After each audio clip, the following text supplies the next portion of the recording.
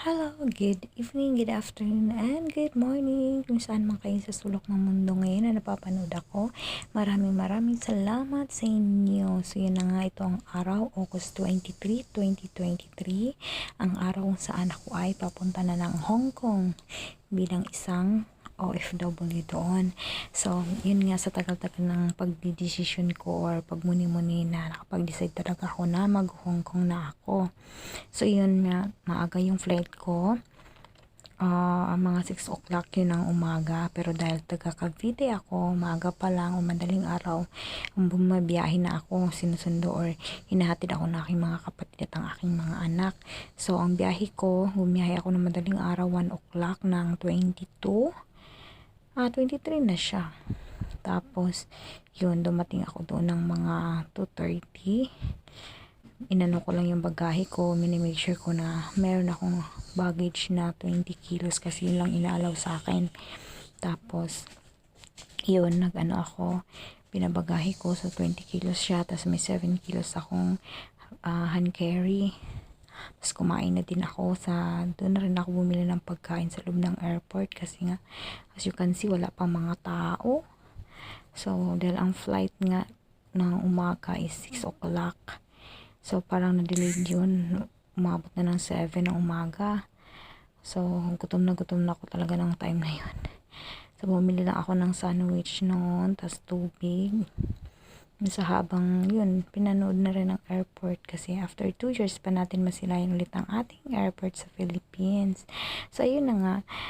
Regarding dun sa aking biyahe, napakasaya naman at yun, punong-puno ng pangarap, no? Dala-dala talaga ang ating pangarap tuwing tayo ay umaalis. Lalo na ngayon na magtatrabaho ka. So, madami talagang pinaglalaanan sa mga araw-araw na pagtatrabaho dito sa Hong Kong. So, dahil sa tinatagal-tagal ng plano ko, ayun na nga, natuloy na talaga ako makaalis.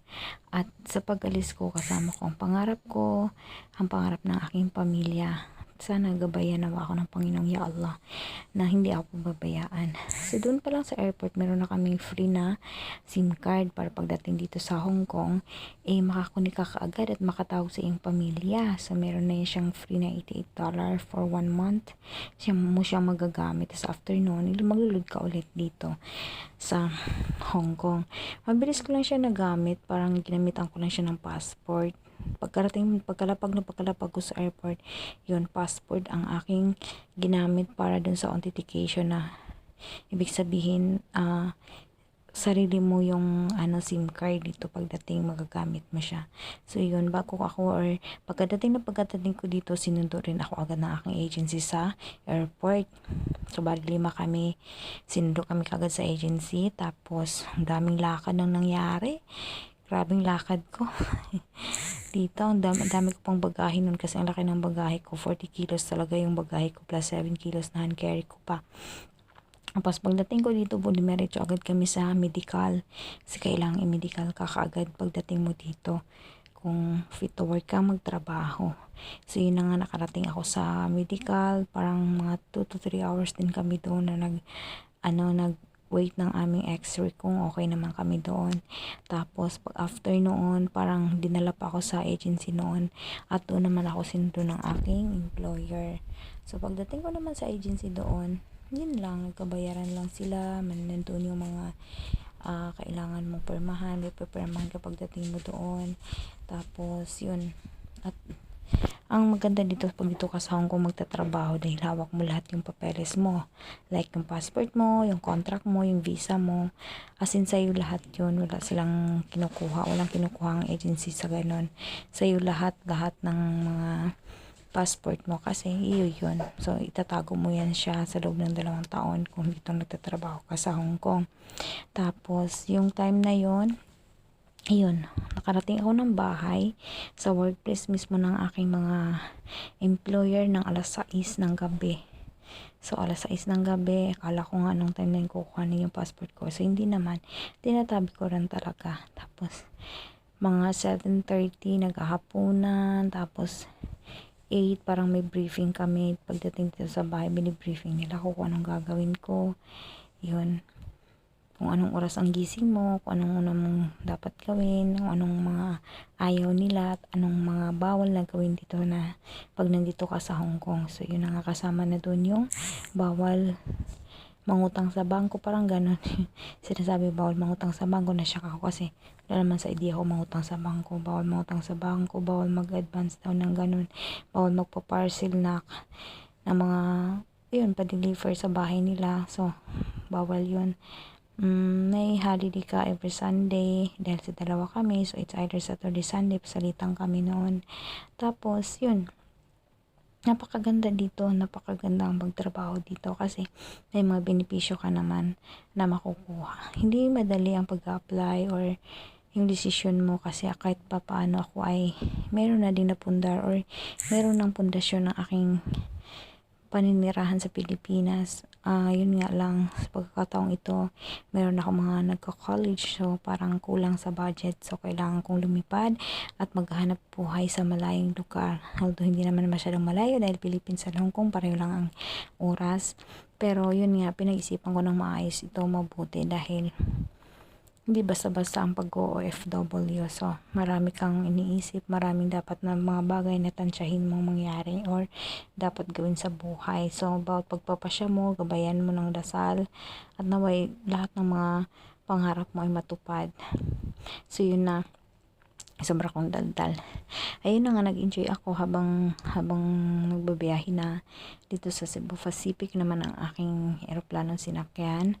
So, parang nag-aano lang ako na, iba-vlog ko to kasi hindi naman to lagi mangyayari sa buhay mo. So, nakapag-decide ako na ipa-vlog ko yung mga bagay-bagay na sa tingin ko naman is pagdating ng panahon, memories ko na. So, ayan, nandito na kami sa loob ng eroplano. So, ang katabi ko dito, actually, naging friend ko siya. Hindi pa kami nagkita talaga ulit. Pero magkasabay kami bumaba, nagkakausap kami. Galing siyang Cotabato, 9 years na siya dito sa Hong Kong. So, napakabait din niya. So, ngayong nagsasalita ako, nandito na ako sa Hong Kong. So far, so good naman. Isang buwan na ako dito. Napakasayang experience. So, sana marami pang ma-experience na mga magagandang mangyari sa buhay ko. Gabayin lang talaga natin ng dasal, no? Hindi mahirap or hindi madali ang lahat. Basta yun, kasama lang natin ang Allah, gabayan natin ang lahat ng pananalangin ng ating mga gawa. At yun, parang lahat ito ay bago sa akin, parang bagong-bago sa akin. So, yun, lagi kong pinagdasal na makayanan ko ang lahat. At bilang pagkakaroon ng employer, hindi lang ang employer mag-adjust sa'yo, ikaw din mismo mag-adjust sa sarili mo. Kasi iba-iba kayo ng kultura. So, nandoon na yung mga rules na gusto lang mangyari. So, ikaw din, dahil nga hindi ka sanay. So, matuto kang mag-adapt sa sitwasyon. Hindi yung porket sinasabi sa'yo ng amo mo ganito, ibaliwalain mo. Dapat lagi mong intindihin ang mga sinasabi nila. Kasi, nandyan na yun eh. I mean, hindi ka nagpunta dito para magbakasyon, hindi ka nagpunta dito para mag-vlog, hindi ka nagpunta dito para mamasyal lang. So, may obligasyon ka, sinasahuran ka nila. Sa mga gusto mag-apply sa Hong Kong, no, sila masasabi ko, basta interesado ka, sa tingin mo, hindi sapat yung kinikita mo sa Pilipinas, pwede ka mag-apply dito. Ako sa sarili ko, mas iniinganyo ko ang lahat na kung pwede namang magtrabaho dito, malapit na sa Pilipinas eh. Kung malalaki na yung mga anak at kailangan ng suportang medyo malaki-laki, magsubok muna tayo sa Hong Kong. So, yun yung decide or decision ko talaga na mag-apply muna ako sa Hong Kong, mapag-aral ko yung mga anak ko, sa mga konting bagay, makatulong ako sa pamilya ko kahit papaano. So, ayun. So, kaya ako binablog to kasi hindi naman laging mangyayari to sa buhay natin. So, parang nakapag-decide talaga akong i-vlog ko na ang lahat ng mga araw-araw na ginagawa ko dito sa Hong Kong. Para sa ganun naman, hindi na tayo bumabata. Tumatanda na tayo. So, mabalik-balikan natin yung mga memories na nangyari sa ating buhay. Masama man or mabuti man, at least meron tayong natututunan sa lahat ng bagay. So, yun na nga, nung pagbaba ko din nga sa airport, galing ng dito sa Philippines, so nasa Hong Kong na kami. Nung nasa Hong Kong na kami, ang tagal ko nakalabas agad kasi parang nagkaroon pa ng konting aberya sa ano noon sa airport noon kasi paano ba naman tumawag yung anak ko, ibawal pala doon yung parang video call, parang ay okay naman ang video call pero parang nakita kasi nila na sinasabi sa akin dun sa immigration na kung nagpipicture pa daw ako, which is bawal yung pagpipicture dun sa airport. So pag video ganun, bawal ang pagvi-video sa airport. Pero hindi ko ginawa yun, nag-video call lang kami ng anak ko. So parang na-interrogate ako ng mga ilang minuto doon. Pero alhamdulillah okay naman. So ayun, maayos ang aking paglabas, maayos ang biyahe, papuntang medical, papuntang agency, hanggang sa na-meet ko ang aking bagong family dito sa na employer, mabait naman sila. So yun, napakaswerte, napakasayang mga pangyayari yun na minsan-minsan no, hindi naman lahat na nandito sa Hong Kong ay siniswerte, pero masasabi ko na napakaswerte ko kasi mabait silang pamilya para sa akin. Nirespeto nila ako bilang isang Muslim, tinanggap nila ako sa pamamahay nila. So yun lang. So hindi tayo masyadong mag-expect ng best or the best sa kanila kasi tao lang din naman tayo, minsan may mga mali or minsan may bilang isang tao meron tayong imperfection, so hindi tayo perfectong tao, so may mga maling, minsan may mga maling actions na dapat pag-isipan natin or dapat din natin tunan ng pansin or papag-usapan kasi bilang isang employer tsaka bilang employee dapat meron kayong communication, merong pag-uunawa sa isa't pag-uusap lagi. So ayun lang. So maraming salamat sa panonood ng aking vlog. Sana supportahan niyo ang aking Madge TV, YT channel, at meron din akong Facebook page, Madge